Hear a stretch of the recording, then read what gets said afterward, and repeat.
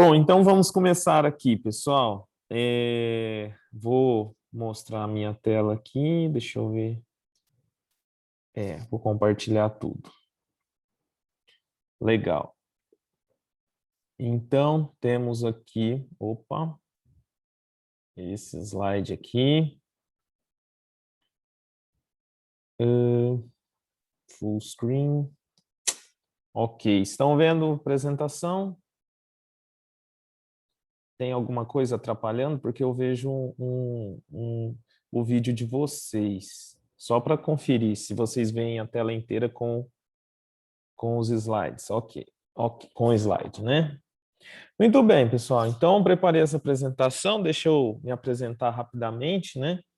Eu sou professor da FAGEM, também participo do núcleo de pesquisa e estudos em finanças, o conhecido NEPFIN da UFO, né? Sou editor associado da RAM, sou revisor de N periódicos, então muita experiência aí nessa parte de revisão. E eu vou tentar ser sucinto aqui para vocês, para mostrar essa parte, digamos, burocrática. Não chega a ser burocrática, né? Mas o processo formal da condução da revisão, né? Depois que o Luciano varreu todas essas informações, eu vou dar alguns detalhes adicionais para vocês, tá bom? Então, organizei, né, um pré, um durante e um depois, e aproveito e dou uma pincelada no EGEM para vocês a respeito disso e coloco algumas questões. Eu também não estou vendo nesse momento o chat, tá? E aí, se alguém quiser abrir o áudio para tirar uma dúvida, por favor, fique à vontade. Mas o chat eu só vou ver no final, ok? Muito bem. Então, deixa eu ver o que aconteceu aqui, que apareceu um play aqui para mim. Ok, tá tudo certo. Então, primeira coisa, pessoal, o que você, né, quer ser revisor? Como é que você vai participar de tudo isso, né? Então, primeira coisa, você precisa ser visto, né? Então, se mostre que você tem esse interesse. Em algumas redes você consegue ter essa divulgação numa rede de pesquisadores. Você também pode fazer isso via eventos, participando do EGEM, participando de algumas conferências nacionais e internacionais, né? Eventos promovidos por sociedades a respeito do seu conhecimento, simpósios, que são eventos um pouco mais, digamos, aconchegantes, né? São conferências aconchegantes. Então, ali você conhece pessoas de vários tipos de conhecimento e, ao mesmo tempo, de avanço dentro dos periódicos, né, de maneiras distintas. Revisores, editores e por aí vai, né? É importante também que você seja um conhecedor de alguns... o nome seria editores, né, de editoras, mas esse nome, acho que em inglês fica mais distinto, mais objetivo de saber o que são os publishers, né? Ou seja, são as grandes editoras que sustentam, que fornecem ferramental para os periódicos. Destacando alguns aqui, né? O Elsevier, Emerald, InderScience e por aí vai, né? Eu esqueci aqui a Taylor & Francis também, que é um editor interessante, né? Se alguém depois quiser, no slide você consegue clicar e ver uma grande lista de vários publishers aí, de vários tipos, né, áreas de conhecimento. Bom, ainda voltando nessa questão de, né, se apresentar, eu sugiro que vocês tenham cadastro nessas duas plataformas, né, tanto na Publons como na OrcID. Se você abrir aqui o OrcID, vocês estão vendo o meu site? Legal. Então, esse site aqui do Publons, né, você pode vir aqui e procurar um determinado pesquisador. Então, vou me procurar aqui. Legal, aqui ele já apontou, ó, pesquisador Flávio Barbosa. O que tem nesse Publons? Esse Publons é um resumo da sua vida científica, né, e das suas contribuições para a ciência. Então, quantas vezes você foi citado, publicações que você tem registradas aqui, né, reviews que você fez. Então, isso daqui, para mim, como editor, eu confiro. Bom, deixa eu ver se ele tem experiência com revisões. Eu vou dar uma olhada para ver se ele tem essa experiência.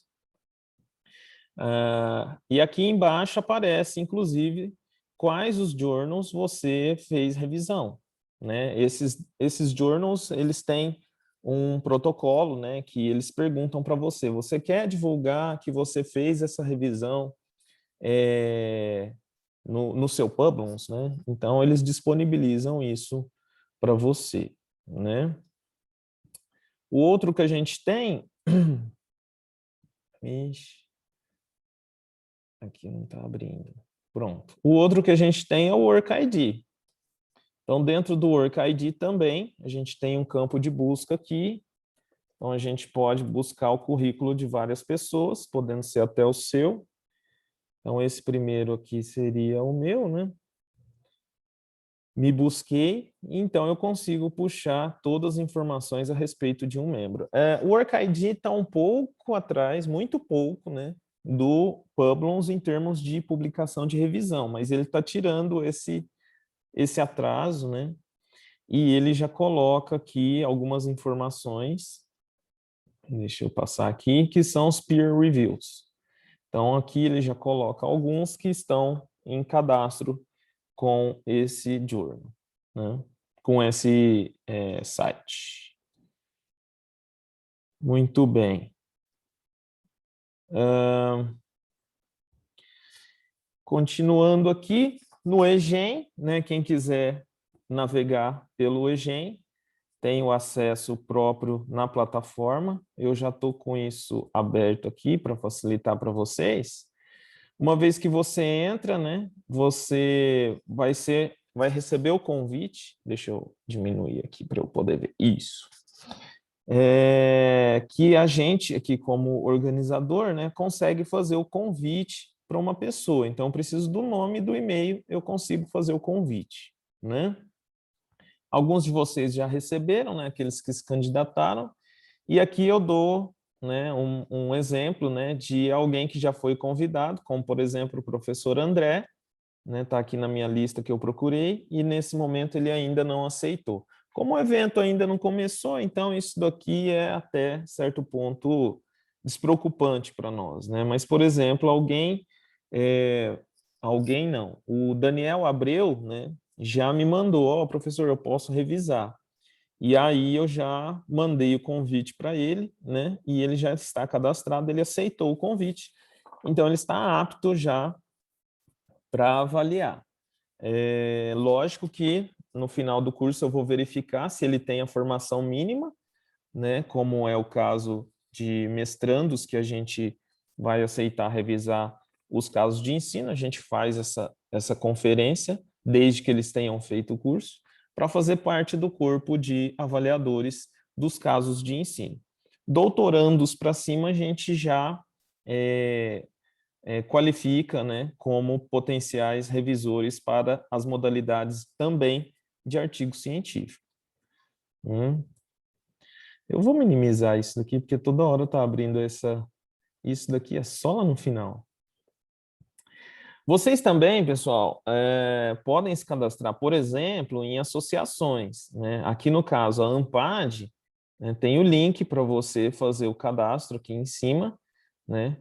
E aí, nesse protocolo de preenchimento aqui, ele vai ter um campo que está aqui na parte central, em que você pode se habilitar para fazer revisão de artigos, né? Então, baseado nos seus dados acadêmicos, na sua formação, ele vai verificar se você está apto a avaliar, né, e disponibilizar isso para os eventos promovidos pela ANPAD, entre eles CMEAD, ENAMPAD e outros mais, né, que quem quiser ver, encontram-se aqui, né?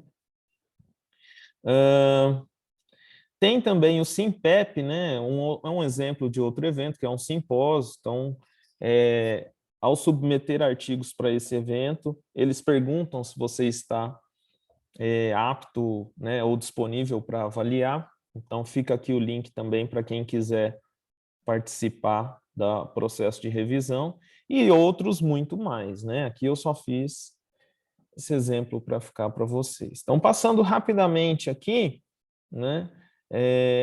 Eu quero revisar artigos para periódicos, né? Não só participar em eventos. Sim, a Elsevier, ela disponibiliza um material específico para revisores, né? E, por exemplo, aqui nesse site, não sei se vai abrir agora. Está demorando um pouquinho, mas abriu. Ótimo. Então, aqui ela disponibiliza, né? A página tá com um probleminha, mas ela está aqui, ó, serviços, revisores, né? Era para ser essa página, não sei por que que não aceitou. Mas aí tem aqui todos os detalhes para fazer a revisão, né, que vocês podem observar como funciona o processo de revisão dentro da Elsevier, né? E aí tem vários materiais, vários informativos, vale muito a pena consultar aqui, até porque é um dos maiores publishers de material científico, tá? E sempre buscando, né, material, né, de alta qualidade. Tem também a Emerald, né, que tem material interessante no site com um endereço muito parecido. Eu vou deixar o link aqui, é semelhante a esse da Elsevier. Tem a Springer também, que vocês podem consultar, deixei o link aqui. Não está muito claro como chegar lá, né? Tive que fazer uma busca um pouco mais direta, até porque eles disponibilizam muito isso quando você está lá fazendo a revisão, né? Da Wiley também tem um muito parecido, eles chamam de Wiley Network, e você vai achar materiais lá explicando como fazer o processo de revisão. E, né, nisso você vai se habituando, vai se habilitando a participar do processo de revisão. Você vai abrindo o campo para poder se candidatar, pleitear aí revisão de artigos. Legal. E nesse processo de revisão, de candidatura, né, aliás, há línguas, né, uns passarinhos verdes contam, né, que dentro da Elsevier, por exemplo, há quem diga que a lista já foi unificada, ou seja, quando você revisa um artigo para uma revista da Elsevier, um periódico, você tem a sua avaliação disponível para qualquer periódico dentro da plataforma da Elsevier. Então, isso é importante para os periódicos que aumentam a gama de revisores, né?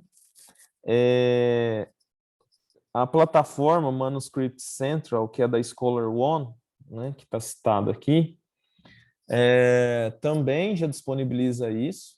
Eu não sei se a RecaDM está nessa plataforma, mas a gente, hora que abre o painel para selecionar os revisores, eles já oferecem, né, revisores que estão dentro da plataforma deles, tá? Então, quer dizer, não é necessariamente um que está cadastrado na sua lista de revisores especificamente, mas no mundo inteiro. Legal, né? E aqui a primeira coisa que vai acontecer, então beleza, né? Me candidatei e tal, faço parte dessa lista aí, não sei, não tenho certeza, mas como é que eu vou saber disso, né? Quando eu recebo um convite. Esse convite aqui eu coloquei um padrão, né? Espero que não tenha surgido a revista aí no meio, né? Mas esse aqui é um convite padrão. 99% das revistas vão te mandar um convite desse tempo. Estou te convidando, eu acho que esse assunto é do seu domínio, né? Então, segue aí embaixo, né, algumas informações, como título, resume as palavras-chave, e você vê se você aceita. Se você aceitar, clica no link aí para você confirmar isso, né? Eu quase dei a dica de qual é a revista por causa do endereço aqui, né? Mas não chegou a aparecer. Então, beleza, né? Passou isso daí, está lá o convite e, de repente, você, para variar, né, como um pesquisador frenético, vai deixar passar essa, essa resposta, né? Fiquem tranquilos que eles mandam um convite para te lembrar, olha, tenho a revisão para você fazer, né? E quando você já aceitou e está demorando para mandar, né, para responder em si a sua revisão, né, o seu formulário de revisão, eles também mandam aviso, olha, falta uma semana, olha, vence hoje, olha, você está um dia atrasado, uma semana, um mês, né? Aí o editor já começa a ficar no seu pé, olha, por favor, manda, né? Isso não é bem quisto, como o editor vai te qualificar mal, né? Afinal, você se compromete e naquele momento eu fico no pé, né? Se demora, eu começo a ficar em cima e eu já vejo, olha, esse cara tem que fazer uma excelente contribuição para eu continuar, né, solicitando revisões para ele, mas isso é ruim, né? Legal, né? No momento em que você aceita, né, vem uma mensagem para você, e aí também tem uma mensagem natural, né, simples, e aqui no final ele coloca, ó, o seu deadline é tal, né?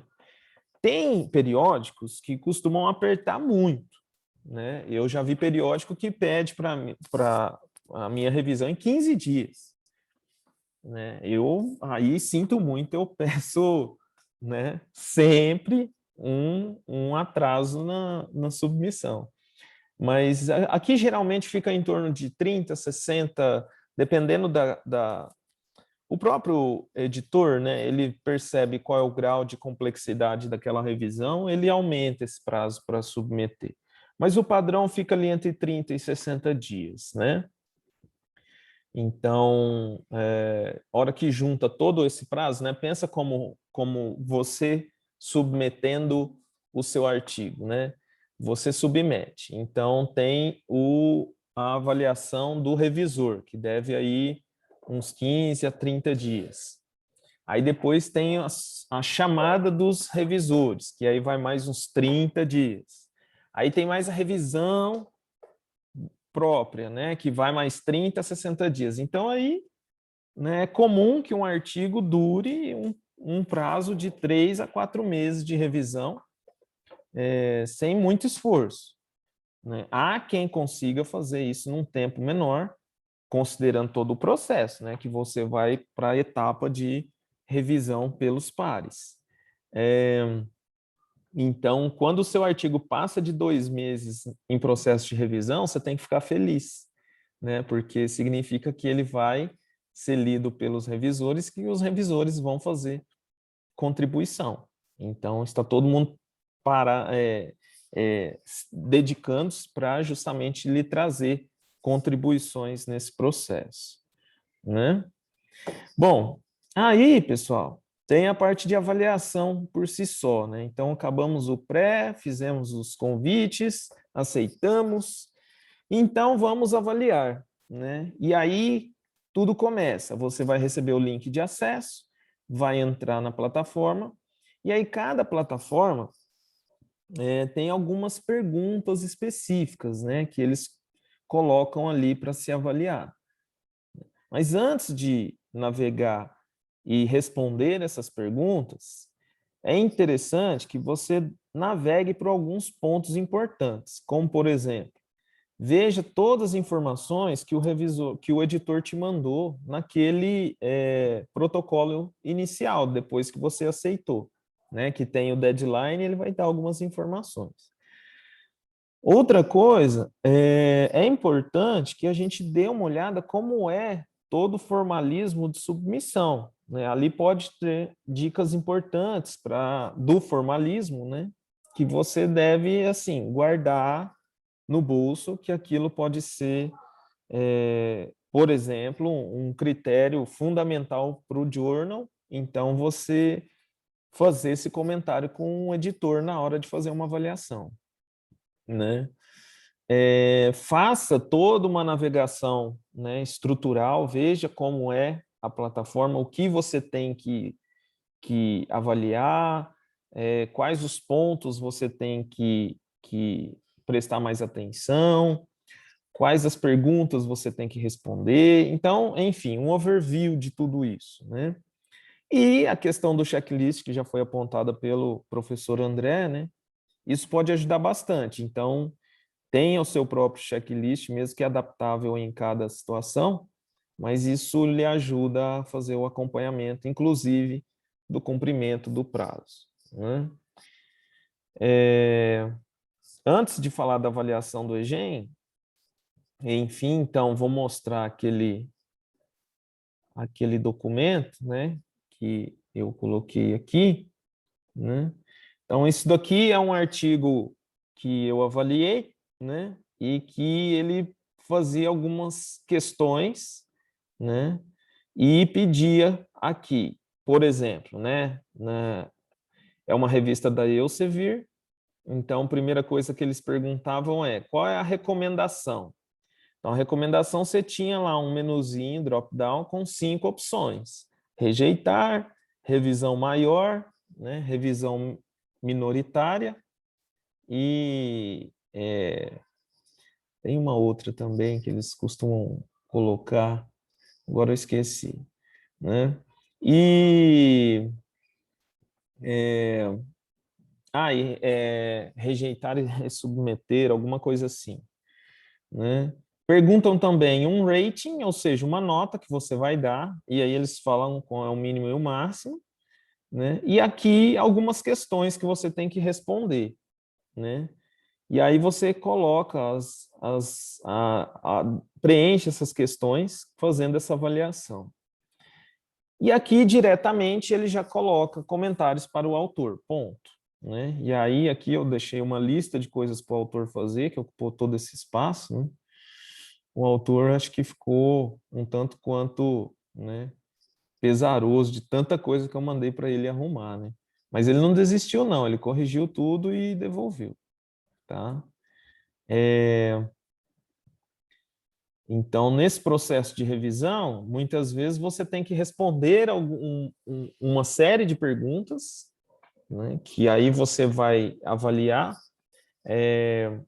Os journals da Emerald geralmente tem as perguntas que o Luciano colocou, né? Ah, tem contribuição? Aonde está a contribuição? Esse artigo é indicado para esse journal? É ou não é e por quê? Né? Aí tem algumas perguntinhas-chave. Né? Você tem conflito de interesse, etc. e tal. Né? E aí você vai e depois abrem 2 campos. Isso daí é o padrão, todo mundo tem. O primeiro campo é comentários para o editor, ou seja, o autor não vai ver. E depois tem o comentários para o autor, que aí você vai literalmente, né, desmembrar o artigo e fazer suas colocações. Nos comentários para o editor, você tem que colocar aquilo que você acredita ser importante o editor saber e você não quer dialogar com o autor, né? Então é uma questão meio que a nível estratégico daquela publicação. Ah, é um artigo que tem potencial, mas ele tem alguns pontos ali delicados, de repente eu senti sinais de plágio, solicitaria uma verificação minuciosa de algum verificador, esse artigo está me citando, então eu não me sinto muito confortável de fazer determinado comentário. Então, essas coisas podem ser úteis para o editor, mas não para o autor. E para o autor, descascar, né? Então, o que ele não atende no seu corpo em si, colocar tudo ali e sempre fazendo colocações interessantes, né? Como, por exemplo, olha, você comentou, né? Você colocou determinado ponto na introdução e depois isso não aparece mais no texto. Então, talvez fosse interessante você trazer tal informação para cá, levar tal informação para lá. Sua metodologia não está clara. É uma coisa que a gente sempre se preocupa e eu sempre tenho esse comentário. Ele pode parecer vago, mas é uma maneira de você dizer: não entendi o que você diz na metodologia, né? Então, ó, não está claro tal ponto, isso daqui é uma informação que, se eu quiser replicar, eu não vou conseguir, né? Talvez fosse interessante você seguir o artigo tal, porque ele faz um trabalho semelhante ao que você está fazendo. Então, vai fazendo esse tipo de contribuição, né? Tá, e no EGEM, o que a gente tem, né? Aí eu passei para vocês, né, poder acessar lá na plataforma. Alguns têm lá já o cadastro como aceite, né? E nesse momento, né, a partir do dia 10, os coordenadores de área vão fazer as designações, né? Esse é o passo inicial para começar a revisão, é quando o coordenador ou líder de tema, né, depende do evento, no caso do EGEM são os coordenadores de área, eles designam o trabalho para o revisor e ele, então, começa o processo de revisão. Então, você vai receber um e-mail: olha, foi designado o trabalho, acesse a plataforma para fazer a revisão. Nós construímos um documento em que consta quais são as regras de submissão e quais são as regras de avaliação, justamente para nutrir vocês com isso. Acho até que vocês já conheceram as regras de avaliação, que o professor André apresentou alguns pontos-chave, né? E aí vai ter uma ficha de avaliação que contém 10 itens, onde você dá uma nota que varia entre 0 e 5, porém discreto, é 0, 1, 2, 3, 4 ou 5. E também o campo para você fazer os comentários específicos que você achar pertinente para os autores. Não tem espaço para comentários para os coordenadores ou membros da organização. Legal. Então, depois que você terminou tudo, né, vamos fazer uma conferência. Então, se eu estou com o meu checklist, vejo se está tudo completo, né? Os comentários todos que eu queria fazer, né, que eu tinha anotado no meu papel de pão, eu incluí na plataforma. Então, vou lá e já dou uma conferida para ver se está tudo ali, né? Verifico se tem algum dos campos obrigatórios que não foram preenchidos e preencho, né? E aqueles que estão vazios não são obrigatórios, eu tinha que preencher ou não, vejo meus comentários que eu anotei. Claro, né? Sempre pense na questão do texto adequado, com clareza, sempre agregando para o autor, mesmo que você vá rejeitar o trabalho, né? E sempre use da objetividade. Não fique devaneando, vendendo, né, toda uma filosofia durante uma revisão. É importante que você faça um comentário, né, simples, claro, rápido e eficiente, né?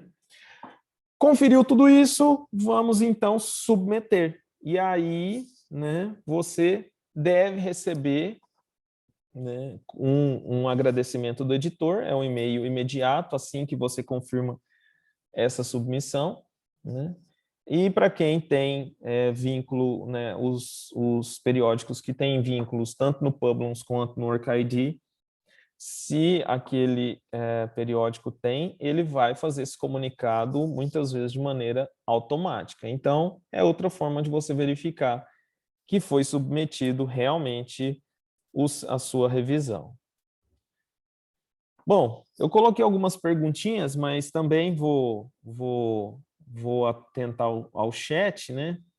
Eu vou até diminuir a tela aqui para acompanhá-lo. Onde está o chat? Chat, cadê você?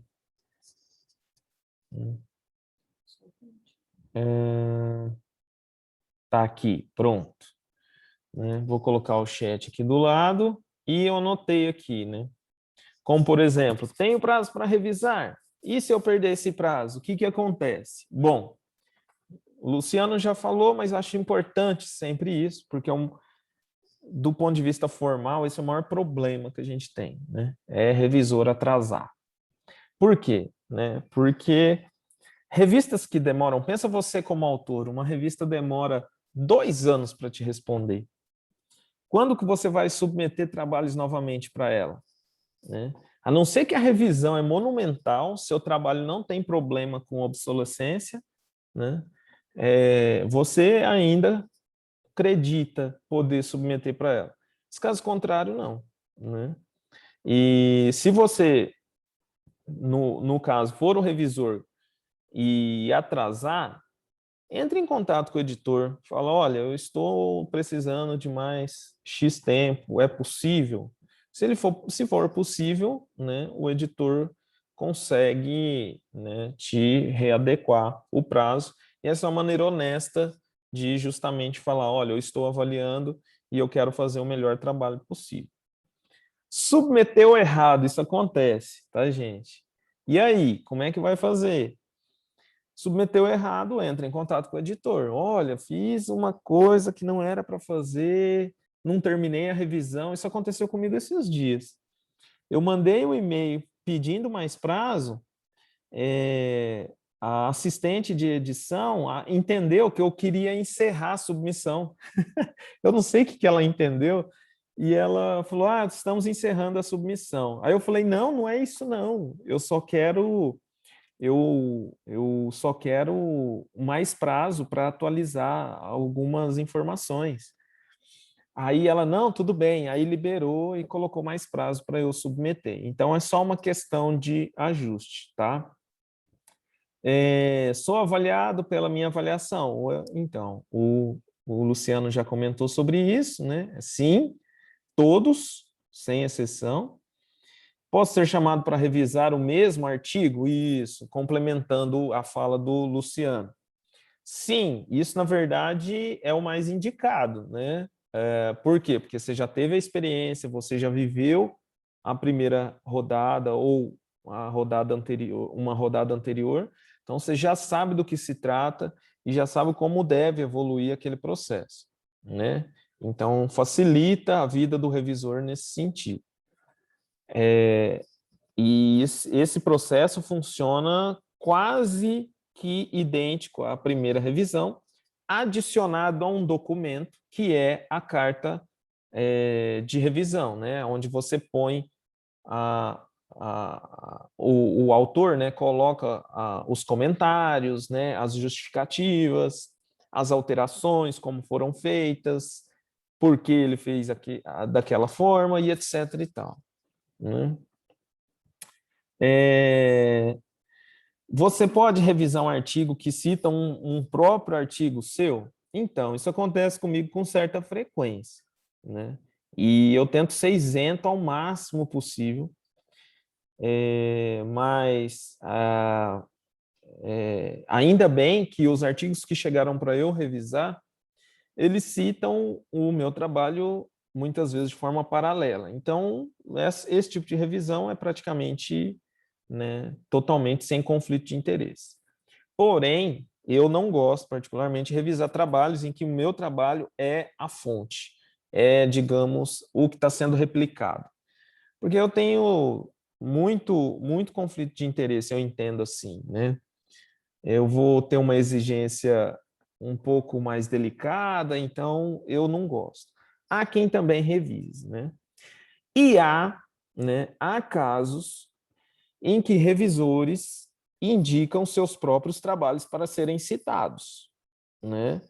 Eu não sei se o Luciano já teve isso, eu acredito que sim, né? E eu acho isso extremamente indelicado e antiético. Deixo aqui bem claro para vocês, tá? Esse revisor, nunca mais eu chamo ele para revisar um artigo para mim. Eu acho isso totalmente desconexo, mesmo que o trabalho seja fantástico, maravilhoso, etc. e tal. Eu acho que quem tem que fazer essa escolha, né? Ó, cita esse trabalho? Não, ele pode falar, ó, cita trabalhos que tratam disso. Por exemplo, XYZWKJ, né? Mas não ficar assim, ó, põe esse trabalho que ele é fundamental, põe esse trabalho que é essencial.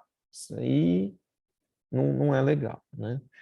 E a questão do dinheiro, né?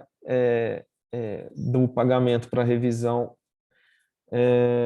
eu ainda desconheço, mas eu sei que há uma certa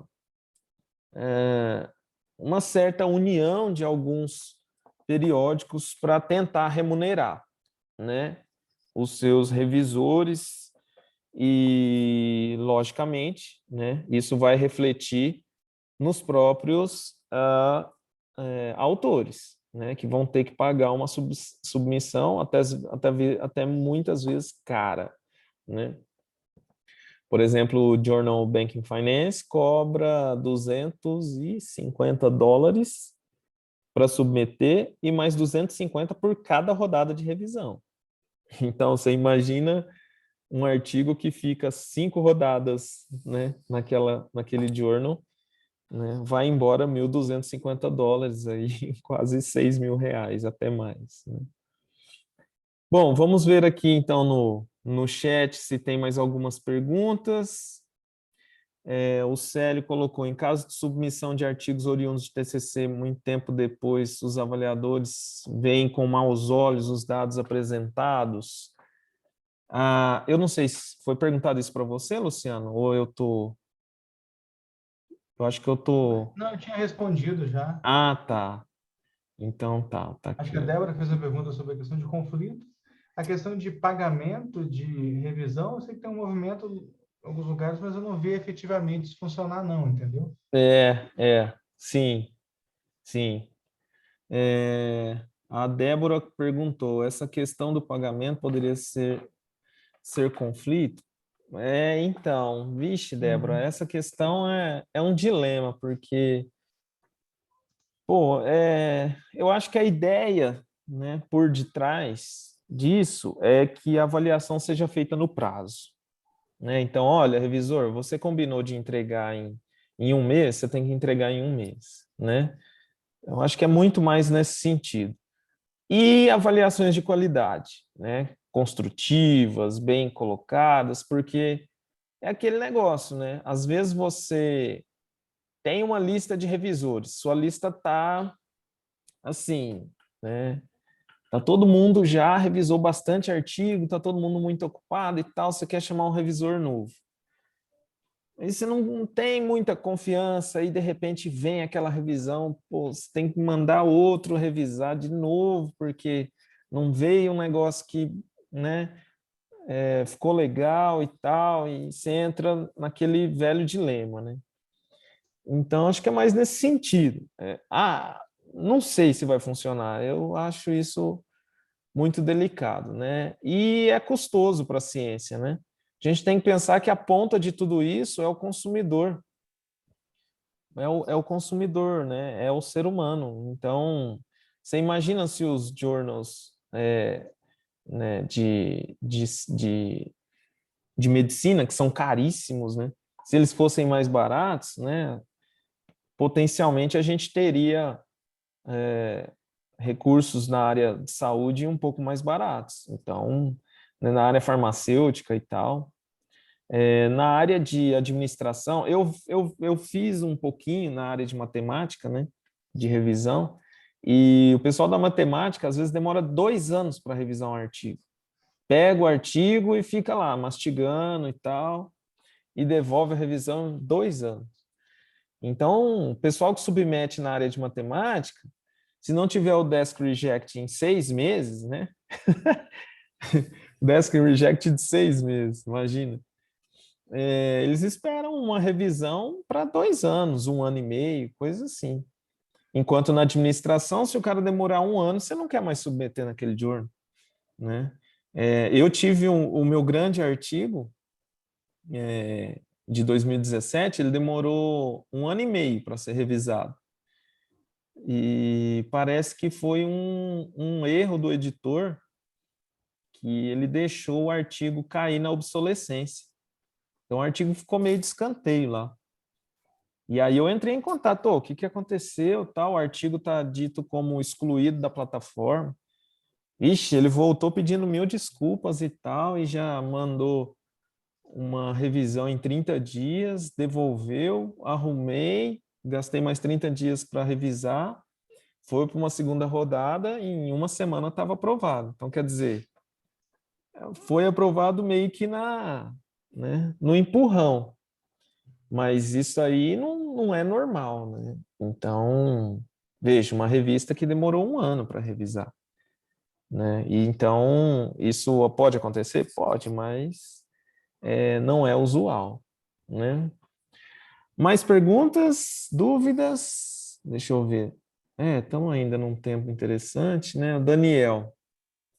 Gostaria que o professor Luciano discorresse sobre a decisão que ele tomou para a Recadem em publicar suas edições apenas em português, bem como quais os benefícios que a revista tem colhido. E quanto aos autores, qual o melhor caminho? A sugestão é que nós, enquanto autores, valorizemos mais as revistas nacionais, ou as internacionais, ou até mesmo revistas nacionais que publicam em inglês. Sim, sendo bem objetivo aí, por que em português? Porque, no caso da Recadem, quem publica é brasileiro com público que lê em português nativamente. Então, assim, eu vou publicar em inglês para brasileiro ler? Não. Então, a decisão foi essa. Eu fiz a escolha, junto com o pessoal da instituição, para ser uma revista local, foi a nossa escolha. E, assim, eu tenho um texto, inclusive, que eu discuto os benefícios de publicar em português. Se a gente for olhar bem, como a nossa revista local, textos em português são mais lidos, são mais citados, entendeu? Então, foi uma decisão racional, por um lado, e a outra afetiva de valorizar não somente a língua, mas aquilo que é local, entendeu? Então, foi essa a questão. E até porque tem vários autores que publicam na Academia que publicam internacionalmente. Quando eles querem um público internacional, eles buscam periódicos de projeção internacional, que não é o caso da Academia e por um bom tempo não vai ser e talvez nunca vai ser.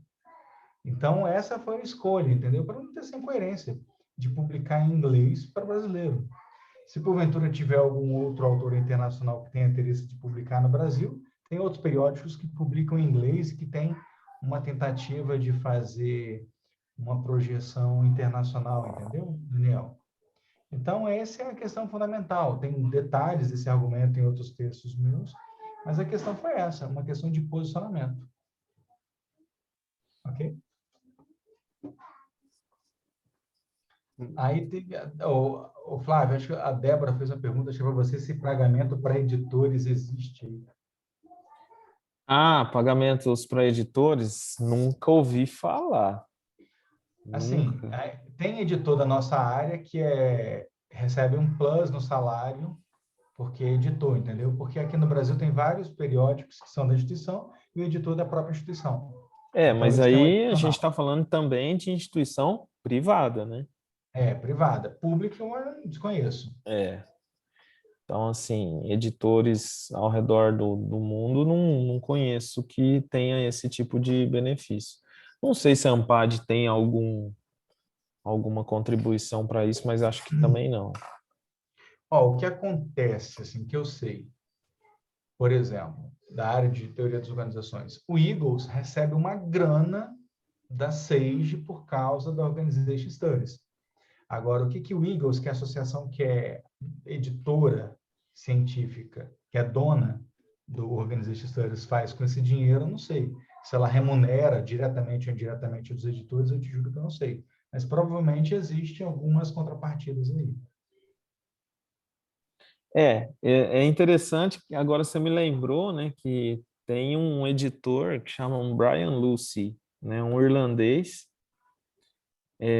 acho que é a Universidade de Glasgow que ele é, e ele é um editor de uns 5 periódicos da Elsevier. E dizem as más línguas aí, os passarinhos verdes, que ele é um dos poucos editores da Elsevier que tem o peito para abrir um periódico novo que consegue ter ascendência na área de administração, em especial na área de finanças, né? Então, é um editor que potencialmente deve receber alguma coisa para desenvolver uma atividade dessa magnitude, né? Porque 5 periódicos, meu Deus do céu. Se a gente já está suando, imagina 5. Deve ter uma estrutura, né? Bom, pessoal, então, muito obrigado aí pela presença de vocês. Acho que a gente já bateu um longo papo aí, passamos um pouquinho do tempo. Acho que foi enriquecedor para todos nós. Continuamos, então, na próxima terça com a apresentação nada mais, nada menos que da professora Cíntia e também do editor da RAM, o professor Gilberto Pérez. Então, boa semana para vocês e até terça que vem.